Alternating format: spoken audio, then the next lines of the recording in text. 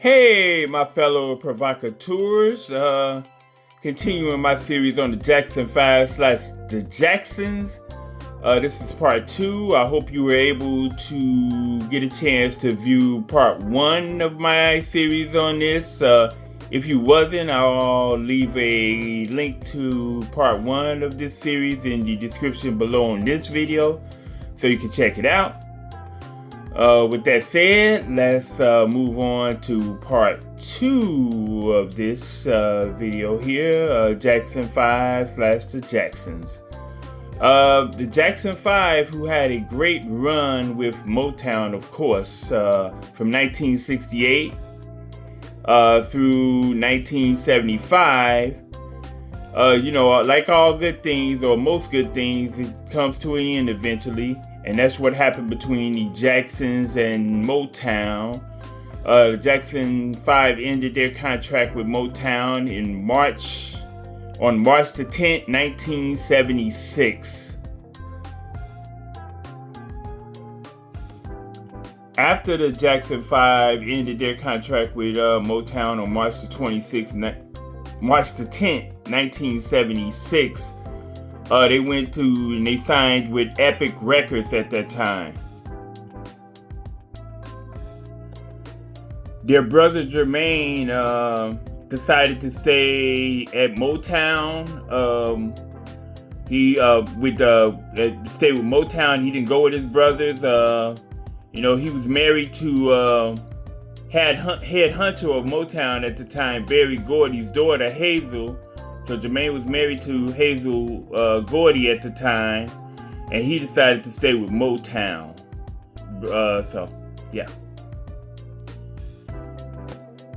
So we have the 5 other brothers, Jackie, Tito, Marlon, Michael, and Randy, moving on to Epic Records. Since Motown owned the name, the Jackson 5, they can no longer use the Jackson 5 name, so they conveniently changed their name to simply the Jacksons at that point when they moved to Epic Records, and made Randy an official member of the group.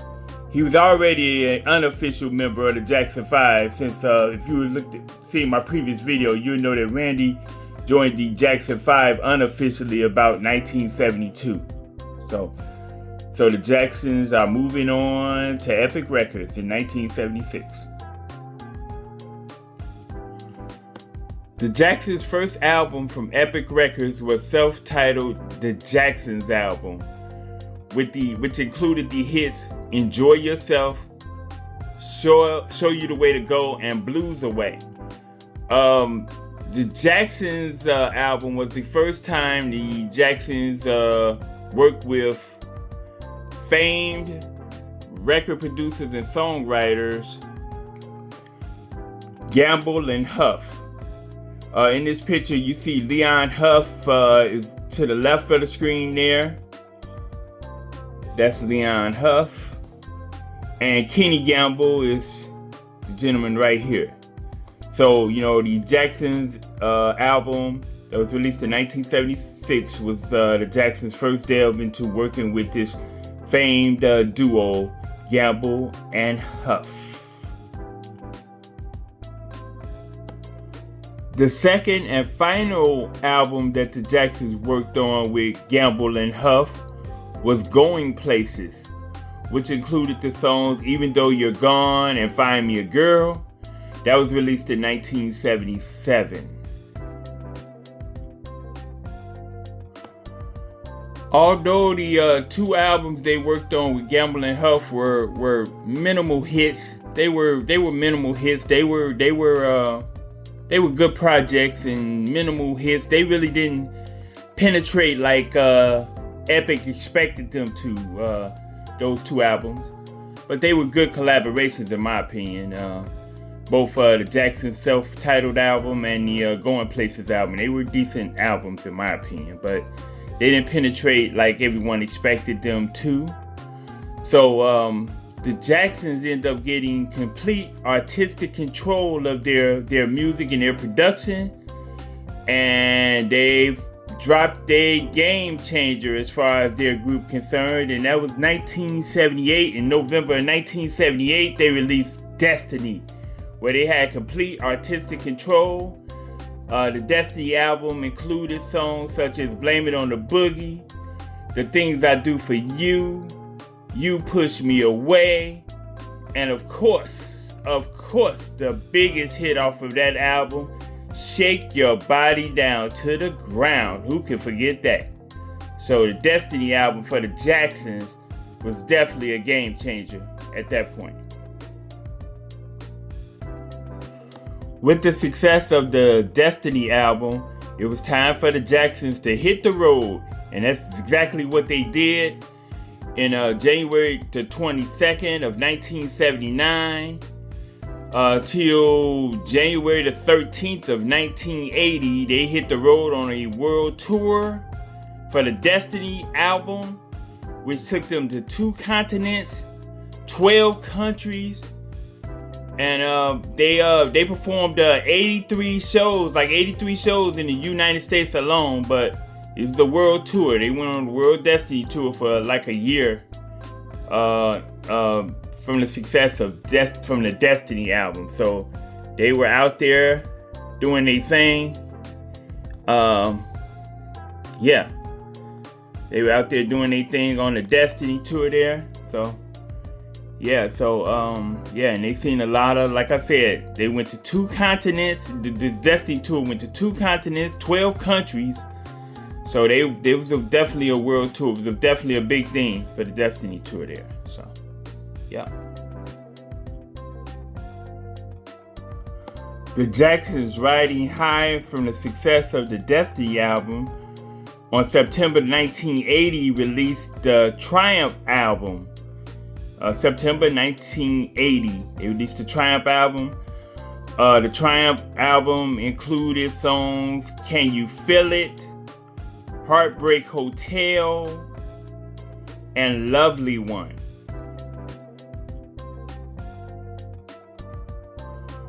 From their success of the Triumph album, it prompted another small tour for the Jacksons. It basically covered the United States and parts of Canada. It went from July the 8th, 1981 to September 26, 1981. So like I said, it was a brief tour, and it just basically covered United States and parts of Canada. So they went on the Triumph tour. It was pretty brief. Through that time, they did 46 shows for the Triumph show. So they did a total of 46 shows during the Triumph concert tour.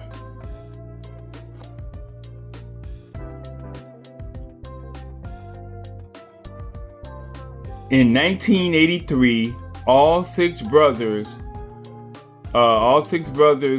performed together on the Motown 25th anniversary special show.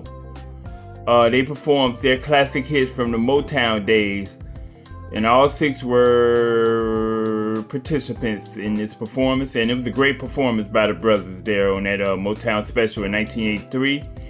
And it was appropriate that all 6 performed on this performance because, as I stated, all 6 of them were members of the Jackson 5. Even Randy, he was an unofficial member of the Jackson 5 at some point, as I've mentioned several times during this video series. But yeah, it was a great performance in 1983 at the Motown 25th special, and very memorable.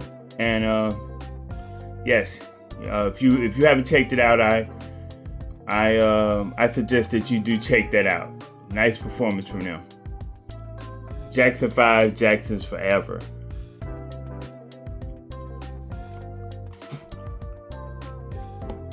In 1984, the Jacksons released the Victory album. And the Victory album was the return of Jermaine, who chose to stay behind at Motown with his then wife Hazel Gordy. He decided to stay behind at Motown, like with his then wife Hazel Gordy, who was the daughter of a head honcho of Motown at the time, Berry Gordy. But he joined his brothers again in 1984 on recording the Victory album in 1984. And the Victory album, I know it's a lot of criticism of the Victory album, but it was a decent album. It kind of, the purpose of was to showcase every member of the Jackson brother or the Jacksons and their talent, their individual talent. And I think it did showcase some of the talents of the other brothers and all the brothers and everything. Michael, he was not a main participator in the Victory album, unfortunately. He did participate with a duet with his brother Jermaine on the first single, which was Torture. Torture was one of the singles. Then they had singles called Body and Time Waits for No One. They had a couple of, Time Waits. I think it was called Time Waits for No One. But yeah, they had a couple of nice little singles off of there. There was also like I said, Michael's participation wasn't big on his Victory album, but he did include a song, Be Not Always. It's a very sentimental kind of tear-jerking type of song, Be Not Always. It sparkles and shines on this album. So you got, the Victory album was released in 1984. Oh wow, how can I forget though? I almost forgot. The Jacksons' Victory album also included a duet between their brother Michael, and Mick Jagger from the Rolling Stones called State of Shock. That was one of the big hit. That was the biggest hit off the Victory album for the Jacksons. State of Shock. It was a duet between their brother Michael and Rolling Stone lead singer Mick Jagger. So from the Victory album, you had State of Shock, and you had Torture, which was a duet between Michael and Jermaine, duet with Michael and Jermaine, Torture. And I would say the other highlight of the Victory album was Be Not Always, as I mentioned earlier, from Michael. It's a emotional and sentimental type tearjerker type song. But I believe that's one of the highlights of the Victory album as well. So, yeah, I just wanted to clean that up. How can I forget about State of Shock? That was the biggest hit off the Victory album. But those were the three standout songs on the Victory album for me. So, what about you? Did you have another favorite on the Victory album? Leave your comment below on that. All right.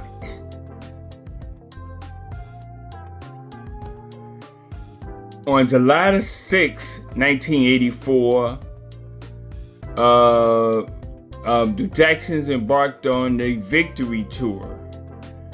That's a strange name for them to call it the Victory Tour, because on the tour, the Victory Tour, they did not one song from their just released Victory album. So that's kind of interesting title to call it the Victory Tour. But anyway, the Victory Tour went on from July 6, 1984 to December 9, 1984.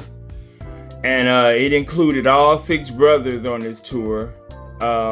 Even though Jackie, the oldest brother, he missed many shows on this tour because of a leg injury or knee injury, said to be suffered during rehearsals of this tour. And it kind of makes sense because Jackie was the oldest brother. He probably had, I can see that. He probably had leg pains from the strenuous rehearsals, Jackie. But yeah, the Victory Tour it traveled through the United States and Canada only, basically the United States and Canada. That's where the shows went for the Victory Tour. And yes, and it was an exciting show.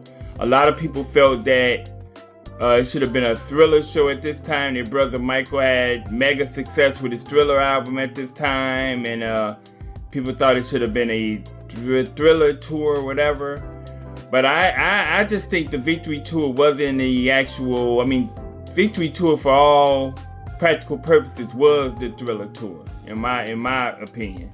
The Victory Tour was like a hybrid between the Jacksons' Destiny and Triumph tours and the Thriller tour, basically, because that's what the material drew from. Victory Tour had a lot of Michael Jackson solo stuff in it, as far as from Off the Wall and the Thriller album. So, I mean, I don't know how fans can, be disappointed that we should have had a Thriller tour. These people. I just think the Victory Tour was what it was. Like I said, there was no songs from the just released Victory album at the time on the Victory Tour. So, yeah, but I guess a lot of fans had a problem with Jermaine. Had him a little solo spot on the Victory Tour where he had like, I think 15, 20 minutes or so within the Victory Tour to do a solo like set of his songs. So, I don't know what it was, but I just think that most fans who viewed that Victory Tour in 1984 were not disappointed. And it was one of the most, it was some iconic stuff going on. And for all you Michael Jackson fans, Michael really, really showed up and showed out on the Victory Tour. So, whether it was called the Thriller Tour or not, Michael definitely dominated on that Victory Tour. So, and my personal opinion, Michael has always been better performing. I mean, he's the greatest performer. He was the greatest, in my estimation, greatest performer ever. But in my opinion, he gave his greatest performances with his brothers. In my opinion, if you disagree with me, you comment below. But I just think he was greatest with his brothers for some reason. He shined better with them. He shined the brightest with them. But hey, that's just my opinion. But yeah, so the Victory Tour, it went, like I said, to the United States. It went to, and in Canada, and only.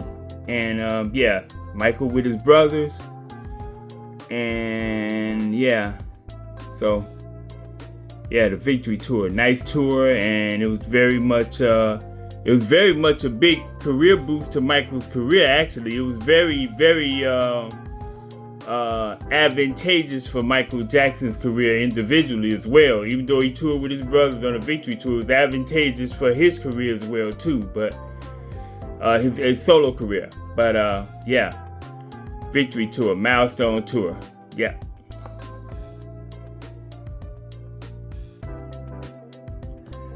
In 1989, the Jacksons released the album 2300 Jackson Street.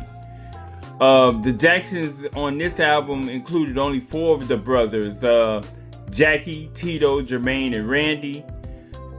Michael and Marlon, the 2 other brothers, were not part of this project. But it was basically the 4 that I just named, the Jacksons, 1989, 2300 Jackson Street. Michael and Marlon and all the family did participate on one single from that album, the title track 2300 Jackson Street, which was in my opinion, the best track on that album. But yeah, so the Jacksons released 2300 Jackson Street in 1989. In 1997, the Jackson 5, the original members, even though it's the Jacksons, and although Randy was an unofficial member of the Jackson 5 at one point, but the Jackson 5 were inducted into the Rock and Roll Hall of Fame in 1997. And they did give a shout out to their youngest brother, Randy, that he deserved that too. He had deservance of that induction as well. And they gave him a shout out. They did give brother Randy a shout out at that induction ceremony. But yeah, the Jackson 5 was inducted into the Rock and Roll Hall of Fame in 1997. In 2001, for a special for their brother Michael 30th anniversary special, TV special, all 6 brothers came together again for a great performance where they performed together on the show.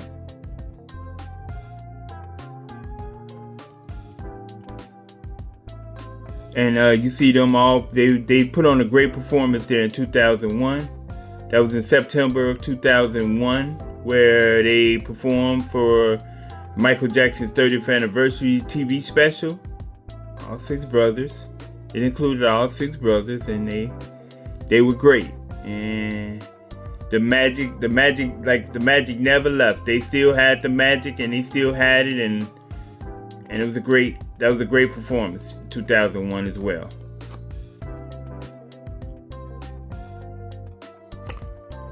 As we all unfortunately know, Michael passed away on June the 25th, 2009.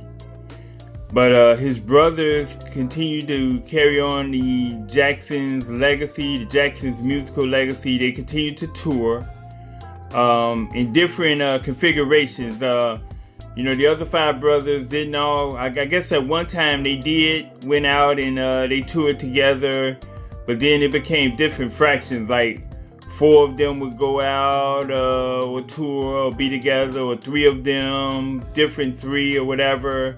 And just different configurations of the 5 brothers would continue to tour to this present day as the Jacksons and keep the legacy going. So shout out to them. Shout out to the other Jackson brothers.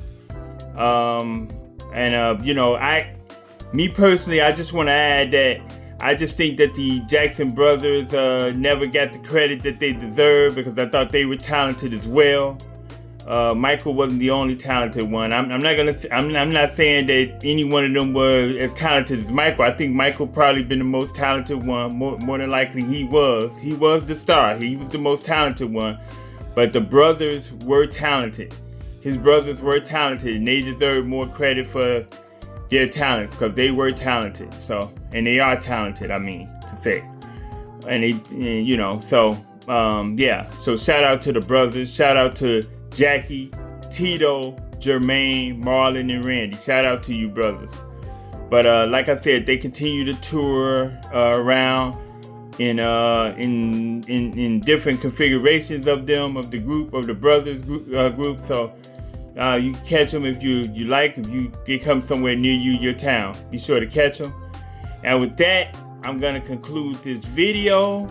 This is part 2 of my series, of my 2-part series. And like I said at the beginning, if you didn't catch part 1, I'm gonna leave a link to part 1 in the description below on this video. And I hope you enjoyed it. And all I can say is Jackson 5, the Jacksons forever. Great group of brothers, talented, and wow, yes. And they should be remembered forever. They go down in the annals of history as one of the greatest groups ever. Jackson 5 forever. So with that,